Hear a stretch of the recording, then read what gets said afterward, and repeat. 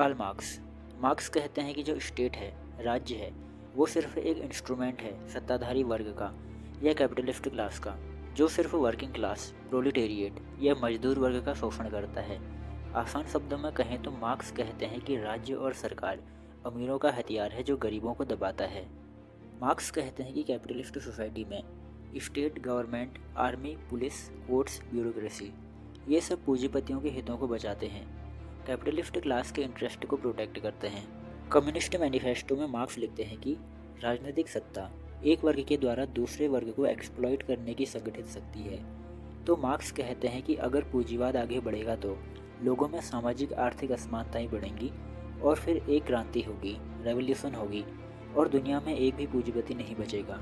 Marks कहते हैं कि जब वर्ग ही खत्म हो जाएंगे तो राज्य, पुलिस, सेना, जेल सब कुछ खत्म हो जाएगा। फिर जो वर्किंग क्लास है, सर्वहारा वर्ग है, वो अपनी एक सोसाइटी बनाएगा जहाँ उत्पादन के साधनों पर पूरे समाज का कंट्रोल होगा।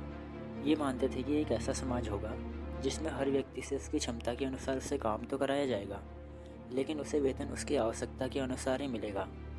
मतलब जैसे मैं 10 घंटे काम करता हूँ और अगर मेरी आवश्यकता 8 घंटे के काम से ही पूरी हो जाती है तो मुझे 8 घंटे के काम का ही वेतन मिलेगा। लेकिन अगर कोई कमज़ोर व्यक्ति है और वो केवल 4 घंटे ही काम कर सकता है, लेकिन उसे इससे ज़्यादा वेतन की आवश्यकता है, तो उसे ज़्यादा वेतन मिलेगा, उसकी आवश्यकता पूरी की जाएगी।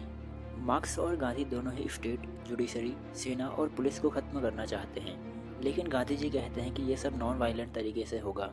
लेकिन मार्क्स कहते हैं कि नहीं, ये दो वर्ग हैं, कैपिटलिस्ट और प्रोलिटेरिएट, और जब तक क्रांति, रेवोल्यूशन नहीं होगी तब तक जो प्रोलिटेरिएट, सर्वहारा वर्ग है, उसके पास सत्ता या शासन नहीं आएगा।